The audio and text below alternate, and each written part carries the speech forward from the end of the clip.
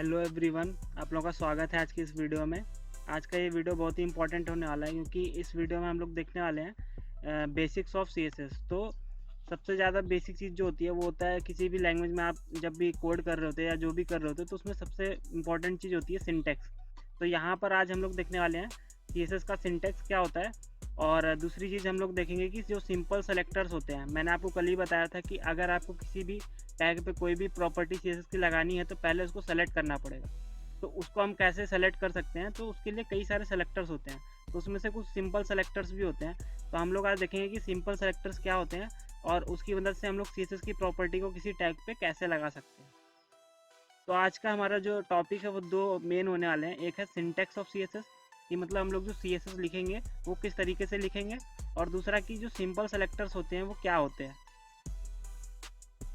तो अब हम लोग अपने वीएस कोड पे आ चुके हैं। देखिए, मैंने आपको पिछली क्लास में बताया था कि हम लोग सीएसएस को तीन तरीके से यूज़ कर सकते हैं। एक होता है इनलाइन सीएसएस, एक होता है इंटरनल सीएसएस और एक होता है एक्सटर्नल सीएसएस।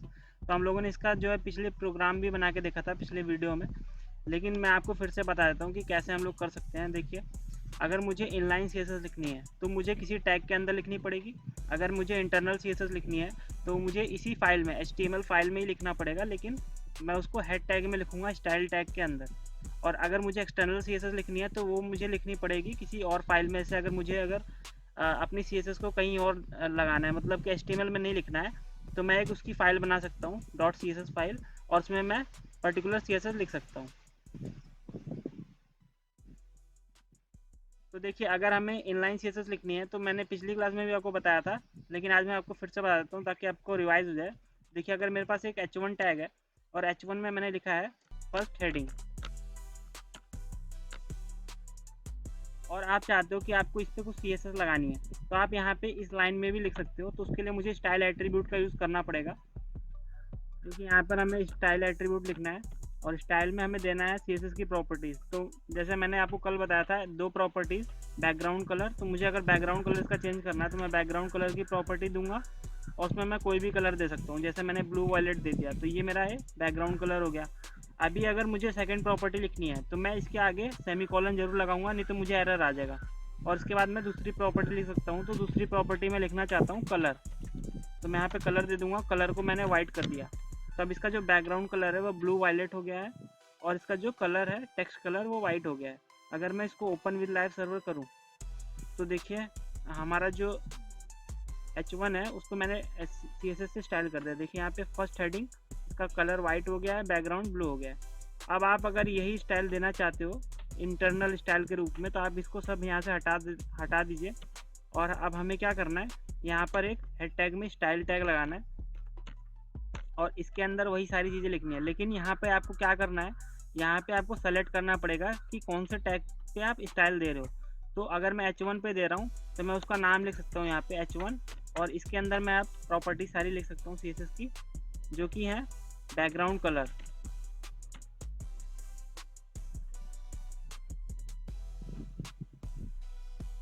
और मैं यहाँ पे बैकग्राउंड कलर दे सकता हूँ उसका ब्लू वायलेट। तो देखिए, हमारा जो ब्लू वायलेट कलर है वो आ जाएगा। उसके बाद मैं यहाँ पे कलर दे दूंगा, तो इसका जो कलर है वो वाइट हो जाएगा, टेक्स्ट कलर। और सेव करते हैं इसको। अभी ये वर्क करेगा, हमारा जो कोड है देखिए यहाँ पे वर्क कर रहा है। अब अगर मैं इसके लिए ना इनलाइन देना चाहता हूँ ना इंटरनल देना चाहता हूँ, और मैं चाहता हूँ कि मैं इस पर एक्सटर्नल स्टाइल दूँ, मतलब मैं यहाँ पे अपने HTML फाइल में कोड नहीं करना चाहता, मैं चाहता हूँ कि अलग फाइल बने CSS की, तो मैं यहाँ पे एक फ़ाइल बनाऊँगा style.css, आप कोई भी नाम दे सकते हो। और अब मैं क्या करूँगा, इस फाइल के अंदर ये जो मैंने कोड लिखा है इसको मैं कट कर लूँगा यहाँ से h1 का, और इसको वहाँ पे पेस्ट कर दूँगा, Ctrl+V, और इसको सेव कर दूँगा। और ये जो स्टाइल टैग है ये भी मैं हटा दूँगा क्योंकि अब इसकी ज़रूरत नहीं है, क्योंकि मैंने इंटरनल स्टाइल नहीं लिखा है। सेव करते हैं। अब देखिए, ये जो चीज़ है ये अभी वर्क नहीं कर रहा है। क्यों? क्योंकि मैंने यहाँ पे जो CSS फाइल लिखी है ये इस फाइल को नहीं पता है, HTML फाइल को ये नहीं पता कि मेरी एक CSS भी बनी हुई है। तो उसके लिए हमें क्या करना पड़ेगा, यहाँ पे लिंक टैग का यूज़ करना पड़ेगा लिंक करने के लिए CSS को। तो देखिए, यहाँ पे मैं लिंक टैग लगाऊंगा और यहाँ पर मैं पाथ दूंगा, कहाँ का, जहाँ पर मेरी CSS फाइल है। देखिए, मेरी CSS फाइल करंट फोल्डर में है, तो करंट फोल्डर के लिए आपको डॉट लगाना पड़ता है, डॉट स्लैश का मतलब है कि मैं करंट फोल्डर में ही ढूंढ रहा हूँ। और यहाँ पर मुझे कौन सी फाइल चाहिए, style.css, तो मैं उस पर क्लिक कर दूंगा और मैं इसको टैग को बंद कर लूँगा। तो सेव करेंगे अगर हम इसको, तो देखिए हमारा जो CSS है वो वर्किंग हो जाएगा। तो ये जो चीज़ें होती हैं, ये कुछ बेसिक चीज़ें थी जो मैंने आपको बता दी, जो मैंने पिछले वीडियो में भी आपको बताई थी। अब हम लोग इसका सिंटैक्स एक बार थोड़ा डीप में जाके देखेंगे और उसके बाद देखेंगे सिंपल सेलेक्टर्स के बारे में। तो आप देखिए हम लोग CSS सिंटैक्स के बारे में समझने वाले हैं। तो क्या है कि यहाँ पर देखिए लिखा हुआ है अ CSS rule consist of a selector and a declaration block. तो यहाँ पे बता रहा है कि दो चीज़ें होती हैं CSS की सिंटैक्स में, एक होता है सेलेक्टर और एक होता है उसका डिक्लेरेशन ब्लॉक। तो सेलेक्टर मतलब कि कोई भी जो आप टैग लिख रहे हो, जैसे H1P टैग, जो भी जिसको भी आप सेलेक्ट करना चाहते हो, तो वो हो गया सेलेक्टर। और उसके बाद डिक्लेरेशन ब्लॉक मतलब जो हम कोड कर रहे हैं, जहाँ पे कोड लिख रहे हैं, जहाँ जहाँ पे सारी प्रॉपर्टीज़ लिख रहे हैं। अगर नीचे आके देखिए, ऐसे ही मैंने भी किया था। तो यहाँ पर देखिए H1 जो है, H1 को मैंने यहाँ पे लिया, उसके बाद सेमी ये जो करली ब्रैकेट है उसके अंदर मैंने CSS की प्रॉपर्टीज़ लिखी हैं, जैसे कि colour blue, font size 12 pixel. तो देखिए जो हमें प्रॉपर्टीज़ लिखनी है उसको प्रॉपर्टी और वैल्यू में लिखना है। जैसे मैंने यहाँ पे अगर कलर लिखा है तो उसकी वैल्यू मैं ब्लू लिखूंगा कोलन लगा के, फिर सेमी कोलन लगाऊंगा। तो इससे ये पता चल जाएगा CSS को कि अगले जो प्रॉपर्टी है वो अगली प्रॉपर्टी है, इसके अंदर नहीं है। वैसे ही मैं यहाँ बैकग्राउंड कलर भी दे सकता हूँ और उसकी प्रॉपर्टी भी उसकी वैल्यू दे सकता हूँ। वैसे ही फॉन्ट साइज़ की वैल्यू दी हुई है यहाँ पे। और ये सारी वैल्यूज़ कहाँ पे अप्लाई होंगी, ये सब सेलेक्टर बताता है। तो अगर आप यहाँ पी टैग लिखोगे तो अगर आपने HTML में पी टैग यूज़ किया है तो वहाँ पे प्रॉपर्टी लग जाएंगी। अगर आपने H1 लिखा है तो H1 में। तो यहाँ पर देखिए वही चीज़ लिखी हुई है, the selector points to the HTML element you want to style. तो मतलब जो आपने सेलेक्टर लिखा हुआ है ये बताता है कि कौन से एलिमेंट पे हमें स्टाइल लगाना है। उसके बाद डिक्लेरेशन ब्लॉक कंटेन्स वन और मोर डिक्लेरेशन सेपरेटेड बाय सेमीकोलन। तो यहाँ पर सेकंड चीज़ जो बता रही है कि डिक्लेरेशन ब्लॉक क्या बताता है कि इसके अंदर बहुत सारी डिक्लेरेशन होती हैं CSS की। देखिए यहाँ पे कलर की है, फॉन्ट साइज की है। तो ये सारी चीज़ें क्या बताती हैं कि कहाँ पे क्या क्या CSS की प्रॉपर्टीज आप लगा रहे हो। तो each declaration include a CSS property name and a value separated by a colon. तो यही चीज़ें होती हैं। अब यहाँ पर देखिए multiple CSS declaration are separated with semicolon and declaration blocks are surrounded by curly braces. तो यहाँ पर जो आपकी स्टाइलिंग आप लिख रहे हो तो वो किसके अंदर होती हैं, करली ब्रैकेट के अंदर।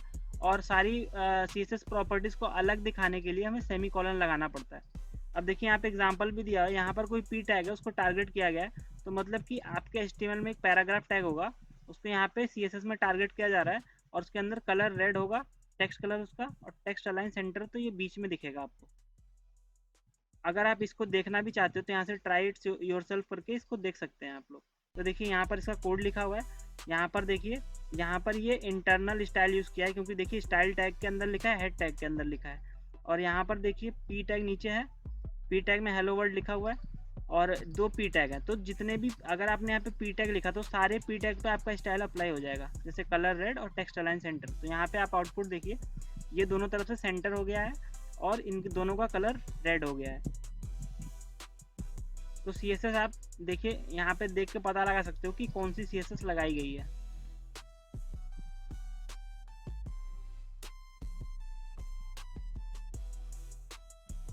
अब यहाँ पर उसी कोड का एक्सप्लेनेशन दिया हुआ है कि P is a selector in CSS, it's points to the HTML element you want to style. तो देखिए P टैग का P सेलेक्टर यहाँ पे है और उस पर हमने क्या प्रॉपर्टी लाई, कलर, और उसमें वैल्यू रेड दी है, टेक्स्ट अलाइन सेंटर दिया है। तो ये कुछ था जो बेसिक सिंटैक्स था कि आप CSS कैसे लिख सकते हो।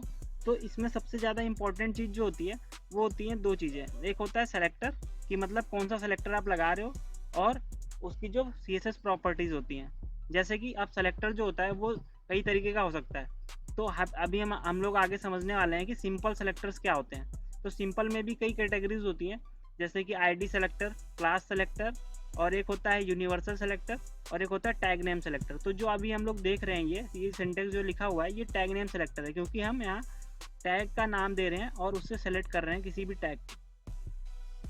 तो चलिए अब हम लोग समझ लेते हैं CSS सेलेक्टर्स के बारे में। तो यहाँ पर क्या लिखा हुआ है, CSS selector selects the HTML element you want to style. तो CSS सेलेक्टर का काम यही होता है कि उस एलिमेंट को सेलेक्ट करना जिसको हम लोग स्टाइल करना चाहते हैं। जैसे मान लीजिए कोई पी टैग है और उस पर कुछ स्टाइल लगाना है, तो हमें पी टैग को सेलेक्ट करना है। अब वो चाहे आप उसकी ID से सेलेक्ट करिए या उसकी क्लास से सेलेक्ट करिए या उस टैग से भी सेलेक्ट कर सकते हैं। अब देखिए CSS selectors are use to find और select the HTML element you want to style. We can divide CSS selector into 5 categories. तो 5 कैटेगरीज होती हैं CSS सेलेक्टर्स की। सबसे पहले होती है सिंपल सेलेक्टर्स, इसके बारे में आज हम लोग पढ़ने वाले हैं। Select element based on name, ID and class. तो अगर हम कोई भी सेलेक्टर कोई भी एलिमेंट को सेलेक्ट कर रहे हैं और उसको किस बेसिस पे कर रहे हैं, नेम या फिर आईडी या फिर क्लास से। नेम मतलब टैग नेम से, या फिर उसको जो आईडी दी है उससे, या क्लास से। तो वो आता है हमारा सिंपल सेलेक्टर में। उसके बाद आते हैं combinator selector. Select elements based on a specific relationship between them. तो यहाँ पर रिलेशनशिप होती है कोई, कि मतलब कि एक से ज़्यादा एलिमेंट्स को भी हम सेलेक्ट कर सकते हैं। और उसको कैसे सेलेक्ट करना होता है, चाइल्ड रिलेशनशिप पे, पेरेंट रिलेशनशिप पे, सिबलिंग रिलेशनशिप। तो वो हम लोग जब समझेंगे तो समझ आ जाएगा आप लोगों को। उसके बाद एक होता है सूडो क्लास सेलेक्टर, और एक होता है सूडो एलिमेंट सेलेक्टर, और एक होता है एट्रीब्यूट सेलेक्टर। अब एट्रीब्यूट सेलेक्टर, आपको एट्रीब्यूट नाम पहले सुना होगा आपने। एट्रीब्यूट जैसे हम लोग ING टैग यूज़ करते थे, वहाँ पे href लगाते थे, ऑल्ट एट्रीब्यूट लगाते थे। तो उन एट्रीब्यूट के नाम से आप अगर सेलेक्ट करना चाहो किसी एलिमेंट को तो वो भी कर सकते हो। यहाँ पर वही चीज़ लिखा हुआ है, select element based on an attribute और एट्रीब्यूट वैल्यू। अब देखिए, मान लीजिए आपको सेलेक्ट करना है किसी ऑल्ट एट्रीब्यूट के नाम से, तो इमेज के अंदर ऑल्ट एट्रीब्यूट होता है, तो उससे भी आप सेलेक्ट कर सकते हो। तो अब देखिए इसमें पहला सेलेक्टर क्या है, सीधा CSS एलिमेंट सेलेक्टर। मतलब जो हम टैग नेम से करते हैं, जो एलिमेंट के मदद से हम लोग उसके नाम से जो सेलेक्ट करते हैं। तो यहाँ पर देखिए, यहाँ पर P एलिमेंट से सेलेक्ट कर रहा है इस टैग को। देखिए यहाँ पे P टैग को सेलेक्ट कर रहा है उसी के नाम से। तो आप वही नाम दे के भी सेलेक्ट करा सकते हो किसी भी एलिमेंट को, जो हम लोगों ने प्रीवियस एग्जाम्पल में भी अपने देखा था। अगर हम लोग इसको खोल के देखें तो देखिए इसका एग्जाम्पल हमें दिखेगा। यहाँ पर देखिए एक HTML फाइल है, और इसके अंदर इन्होंने एक इंटरनल स्टाइल लगाया हुआ है। और उसमें क्या किया है कि P टैग का जो नाम है P से यहाँ पर देखिए सेलेक्ट किया हुआ है, और उसमें टेक्स्ट अलाइन सेंटर और कलर रेड किया हुआ है। तो देखिए इनका कलर रेड हो गया और बीच में आ गए ये। तो हमने यहाँ पे कौन से सेलेक्टर का यूज़ किया है, एलिमेंट सेलेक्टर। एलिमेंट मतलब टैग के नाम से सेलेक्ट कर रहे हैं।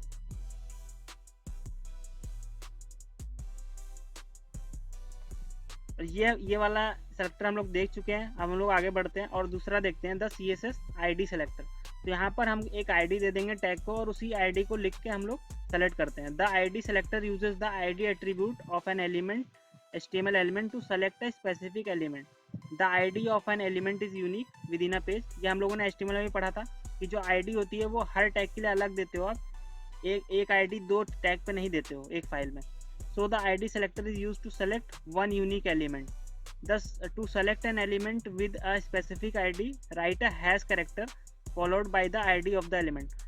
अब देखिए यहाँ पर एक चीज़ है कि आपको जैसे टैग नेम जो लिख रहे थे आप और उससे सेलेक्ट कर रहे थे, तो आप डायरेक्ट टैग का नाम लिख दे रहे थे। लेकिन यहाँ पे क्या करना है, अगर आप ID का यूज़ कर रहे हो तो उसके आगे आपको हैश लगाना ज़रूरी है, तभी इसको पता चलेगा कि ये जो है ये नाम नहीं है, ये उसका ID है। तो यहाँ पर अगर मैं इस एग्जाम्पल को देखूँ तो यहाँ पर देखिए हमारे पास दो P टैग हैं, लेकिन एक में ही ID है para1। तो अब मान लीजिए मुझे अगर मैं यहाँ पे एलिमेंट सेलेक्टर का यूज़ करता तो P टैग से यहाँ पे टारगेट करता, तो ये जो स्टाइल है ये दोनों में लग जाता। लेकिन मुझे क्या चाहिए कि खाली ऊपर वाले P टैग में ही लगे। तो मैं उसको एक ID दे देता हूँ para1, और उसको मैं लिखूँगा यहाँ पे। अब उसके पहले मुझे हैश लिखना पड़ेगा, क्यों, क्योंकि ये ID है। और फिर उसके अंदर जो मैंने स्टाइल दिया कलर रेड और टेक्स्ट अलाइन सेंटर, तो ये खाली उसी स्टाइल पे लगा और नीचे वाले पे नहीं लगा। तो ये क्या है, ये आपका जो है एक ID सेलेक्टर है। अगर हम लोग इसको अपनी VS कोड में अगर प्रैक्टिस करके देखते हैं तो देखिए हमें कैसे करना है। अब मान लीजिए मेरे पास यहाँ पे दो P टैग हैं, पैराग्राफ टैग। तो मैं यहाँ पे लिखता हूँ एक P टैग, और यहाँ पे lorem 5 वर्ड्स का एक पैरा लिखता हूँ, और एक नीचे P टैग और लिखता हूँ, और यहाँ पर मैं लिखूँगा 10 वर्ड्स का lorem 10। तो देखिए दो मेरे पास P टैग आ गए। अगर मैं इसको सेव करता हूँ और यहाँ चल के देखूँगा अपने ब्राउज़र में, तो देखिए यहाँ पे दो पैराग्राफ मुझे मिल रहे हैं। अब मुझे चाहिए कि जो पहला वाला पैराग्राफ है वो सेंटर में आ जाए, उसका कलर रेड हो जाए। तो मैं क्या करूँगा कि मैं उसी वाले पे यहाँ पे अगर मैं P टैग देता हूँ, अब देखिए यहाँ पे मैं अगर CSS लिखूँगा तो मैं कैसे लिखूँगा, मैं इसको हटा देता हूँ एक्सटर्नल CSS को, मैं उसमें कोड नहीं करना चाहता, मैं यहीं पे दिखाना चाहता हूँ आप लोगों को। और मैं यहाँ पे एक स्टाइल टैग लिखूँगा, स्टाइल, और उसके अंदर अगर मैं P टैग लिख दूँगा और डायरेक्टली मैं यहाँ पे स्टाइल दे दूँगा बैकग्राउंड कलर और यहाँ पे क्या कर दूंगा, इसको रेड, सॉरी मैं कलर करता हूँ, यहाँ पे कलर रेड करता हूँ, कलर रेड, और इसका टेक्स्ट अलाइन सेंटर, तो दोनों पे लग जाएगा ये स्टाइल। क्यों? क्योंकि पी टैग तो दोनों है। तो देखिए अगर मैं इसको सेव करता हूँ और मैं चल के देखता हूँ तो देखिए दोनों सेंटर में आ गए, लेकिन मुझे ऐसा नहीं चाहिए, मुझे नीचे वाला यही चाहिए, मुझे स्टाइल जो लगाना है वो ऊपर वाले पे। तो मैं क्या कर सकता हूँ, मैं जो ऊपर वाला टी है, पैराग्राफ टैग है, उसको मैं आईडी दे देता हूँ एक, और उसका नाम कुछ भी रख सकते हो, पैरा रख देता हूँ मैं, पैरा 1 रख देता हूँ, चलिए, और सेव करते हैं। लेकिन अब मुझे यहाँ पे भी उसको लगाना पड़ेगा ना, क्योंकि जिस आईडी पे लगा रहे हो वो यहाँ पे लगानी पड़ेगी, और पैरा 1 एक आईडी है, तो पहले इसको हैश लिखना पड़ेगा, तो हैश लिखेंगे पहले, उसके बाद पैरा 1 लगाएंगे, पैरा 1। और अब हम इसको सेव करेंगे अगर, तो ये हमारा जो है, यहाँ पे रिफ्रेश करेंगे एक बार, तो देखिए हमारा जो है जो स्टाइल लगा है वो पैरा 1 पे ही लगा, दूसरे वाले पैराग्राफ पे नहीं लगा है। अब जिस तरह हमारे पास आईडी सेलेक्टर होता है, वैसे ये क्लास सेलेक्टर भी होता है। तो यहाँ पर एक चीज़ और आप देख लीजिए, यहाँ पे नोट लिखा हुआ है, an ID name cannot start with a number. तो इसको आप ध्यान रखिएगा कि जो आप आईडी का नाम दे रहे हो उसका जो स्टार्टिंग है वो नंबर से नहीं होना चाहिए। अब हम लोग पढ़ते हैं क्लास सेलेक्टर के बारे में। तो बस कुछ भी नहीं करना है आपको, जहाँ पे आप आईडी लिख रहे थे वहाँ पे आपको क्लास लिख देना है और उस क्लास का एक नाम दे देना है। लेकिन आपको यहाँ डिफरेंस क्या है कि जब आप आईडी को वहाँ लिख रहे थे तो वहाँ पे हैश लगा रहे थे, यहाँ पे आपको डॉट लगाना है। यहाँ पर देखिए लिखा हुआ है the class selector select HTML elements with a specific class. अब यहाँ पे एलिमेंट्स क्यों लिखा है, एलिमेंट क्यों नहीं लिखा, क्योंकि आपको मैंने बताया था एचटीएमएल के ट्यूटोरियल में कि जो क्लास होती है वो आप एक क्लास को बहुत सारे एलिमेंट्स पे लगा सकते हो, तो एक साथ आप कई एलिमेंट्स को सेलेक्ट कर सकते हो। तो अगर आपको कहीं भी एक से ज़्यादा टैग्स को सेलेक्ट करना है तो आप उसको एक क्लास दे सकते हो, क्योंकि आईडी तो यूनिक होता है सबका, तो इसीलिए यहाँ पे एलिमेंट्स लिख रहा है। अब देखिए यहाँ पे to select elements with specific class write a period character, मतलब कि डॉट कैरेक्टर आपको लगाना पड़ेगा। जैसे देखिए यहाँ पे अगर मैं इस एग्जांपल को देखूँ तो यहाँ पर देखिए इनके पास एक H1 है जिसमें क्लास सेंटर है और P में भी क्लास सेंटर रखा हुआ है, तो दोनों पे आप एक क्लास दे सकते हो। और उसी क्लास को इन्होंने क्या कर दिया है, अब यहाँ पे देखिए H1 के लिए आपको अलग क्लास लिखना, अगर आप टैग से सेलेक्ट करते तो H1 लिखना पड़ता है, P टैग अलग लिखना पड़ता है, तो दोनों को अलग अलग लिखना पड़ता है, इसीलिए क्लास दे दिया इन्होंने। तो एक ही क्लास से आप टारगेट किया, तो यहाँ पे देखिए डॉट सेंटर, तो क्लास इसलिए डॉट लगाया और उसमें जो प्रॉपर्टीज थी वो यहाँ पे लग गई। अब अगर हम लोग इसको अपने एग्जांपल में करके देखें तो यहाँ पर मुझे क्या करना है, अगर मेरे पास एक, देखिए यहाँ पे अगर मैं इस पी टैग को H1 कर दूँ तो मेरे पास दो टैग है। देखिए यहाँ पे अगर मैं इसको H1 कर देता हूँ और यहाँ पर ये पी टैग है। अब अगर मैं दोनों को टारगेट करना है, मुझे एक प्रॉब्लम है मेरे पास कि दोनों को मुझे टारगेट करना है, तो मैं क्या करूँगा, पहले H1 को लिखूँगा अगर मैं टैग नेम से टारगेट कर रहा हूँ, और यहाँ पर फिर कलर रेड करूँगा, और उसके बाद इसका जो टेक्स्ट अलाइन है वो मैं सेंटर करूँगा। अब यही क्लास मुझे फिर लिखना पड़ेगा क्योंकि अभी ये H1 पे ही अप्लाई होगा, क्योंकि मैंने यहाँ पे H1 का नाम दिया है। तो देखिए यहाँ पे अभी इसको अगर हम लोग एग्जांपल को देखें अपने ब्राउज़र में, देखिए H1 पे ही लगा, पी टैग पे नहीं लगा, क्योंकि मैंने H1 को टारगेट किया है। अब अगर मुझे पी टैग को भी टारगेट करना है तो फिर से यही कोड दोबारा लिखना पड़ेगा, लेकिन ये हमें रिकमेंड नहीं किया जाता कि आप एक ही कोड बार बार लिखो। अब देखिए यहाँ पे कलर फिर से मुझे रेड लिखना पड़ा, फिर से मुझे टेक्स्ट अलाइन सेंटर करना पड़ा। तो अब क्या करना है, अब देखिए अब दोनों पे अप्लाई हो जाएगा, लेकिन यही काम मुझे अगर विदाउट रिपीटिशन ऑफ कोड करना है तो मुझे क्या करना है, दोनों पे मैं क्लास दे सकता हूँ, क्लास सिंपल एक क्लास दे, मान लीजिए मैं सेंटर देता हूँ, चलिए सेंटर क्लास दोनों पे अगर मैंने दे दिया, और मैं अब इस क्लास को टारगेट करूँगा अगर, तो देखिए मैं कैसे करूँगा, ये दोनों चीज़ें हटा दूँगा यहाँ से, और मैं यहाँ पे ये क्लास इसलिए डॉट लगाऊंगा, फिर सेंटर लिखूँगा, और उसके अंदर मैं सारी प्रॉपर्टी दे दूँगा जो मुझे करनी है, जैसे टेक्स्ट अलाइन सेंटर, और उसके बाद इसका जो कलर है, कलर को मैं रेड कर दूंगा। तो देखिए अब दोनों पे लग गया स्टाइल, अब रिपीटिशन ऑफ कोड भी नहीं होगा, देखिए दोनों पे लग गया। तो ये होता है क्लास सेलेक्टर। अब उसके बाद हम लोग देखते हैं, देखिए यहाँ पे CSS यूनिवर्सल सेलेक्टर। तो एक यूनिवर्सल सेलेक्टर भी होता है CSS में, वो क्या करता है, the universal selector select all HTML element on the page. तो आपके जो HTML फाइल है उसमें जितने भी एलिमेंट्स लिखे हुए हैं, जितने भी टैग्स लिखे हुए हैं, सबको सेलेक्ट करना है। तो आप स्टार टैग का यूज़ कर सकते हो, सॉरी स्टार सेलेक्टर का यूज़ कर सकते हो। देखिए यहाँ पे लिखा हुआ है स्टार, और उसके अंदर जो भी प्रॉपर्टीज़ लगाओगे वो सब पे अप्लाई हो जाएगी। तो मान लीजिए मुझे यहाँ पे अगर स्टार को मैं लगाता हूँ तो देखिए यहाँ पे क्या होगा। मैं यहाँ पे स्टार लगाता हूँ और मैं यहाँ पे बैकग्राउंड कलर कर देता हूँ, बैकग्राउंड कलर, और इसको मैं देता हूँ ब्लू वायलेट। तो देखिए अगर मैं सेव करूँगा इसको और हम लोग चलते हैं आउटपुट देखने के लिए, तो देखिए इसका जो कलर है वो ब्लू वायलेट पूरे बॉडी का हो गया। क्यों हुआ? क्योंकि ये क्लास अब आपके बॉडी पे भी अप्लाई हो गई, HTML पे भी अप्लाई होगी और हर जगह अप्लाई हो गई। तो ये होता है यूनिवर्सल सेलेक्टर। अगर आपको कोई भी चीज़ है जो पूरे HTML पे अप्लाई करनी है तो आप स्टार के अंदर लिख सकते हो, तो ये क्या होगा, सारे एलिमेंट पे अप्लाई हो जाएगी। तो हम लोगों ने अभी तक देखा टैग के थ्रू सेलेक्ट करना, आईडी के थ्रू, क्लास के थ्रू और स्टार टैग के थ्रू, जो कि यूनिवर्सल सेलेक्टर होता है।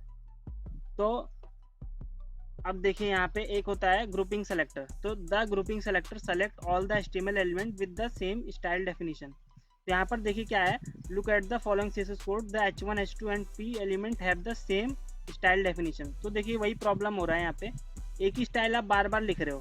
तो इसका एक तरीका और है, इसको आप कैसे लिख सकते हो। देखिए यहाँ पे H1 के लिए एक ही स्टाइल लिखा है, सेंटर और रेड, इसमें भी सेंटर और रेड, उसमें भी। तो आप इसको एक ही साथ कैसे लिख सकते हो, कॉमा लगा के। तो देखिए यहाँ पे अगर मुझे दो से ज़्यादा पे एक ही स्टाइल देना है तो मैं H1, H2, P लगा दूंगा, तो ये ग्रुपिंग सेलेक्टर हो जाएगा। तो आप तीनों पे एक ही स्टाइल लगा सकते हो। यहाँ पे अगर मैं इसको देखूँ तो देखिए यहाँ पे तीनों पे एक ही स्टाइल लग रहा है। तो मैंने यहाँ पे H1 लिखा, H2 लिखा और P लिखा, तो तीनों पे एक ही स्टाइल लग गया है। तो ये कुछ थी जो हम लोग सेलेक्टर्स के बारे में बात कर रहे थे। तो आज हम लोगों ने पढ़ा कि सिंपल सेलेक्टर्स क्या होते हैं, और आगे और भी चीज़ें हैं अभी इसमें, जैसे कि सूडो क्लास सेलेक्टर होते हैं, सूडो एलिमेंट सेलेक्टर होते हैं, एट्रीब्यूट सेलेक्टर होता है, कॉम्बिनेटर सेलेक्टर्स होते हैं। तो इन सब टॉपिक्स को हम लोग आगे की वीडियोज़ में देखेंगे। तो आज की वीडियो में हम लोग यहीं तक रखते हैं और अगली वीडियो में मिलते हैं अगले टॉपिक के साथ। अगर आपको ये वीडियो पसंद आ रही है तो आप इसको लाइक करिएगा और चैनल को सब्सक्राइब करिएगा। Thank you.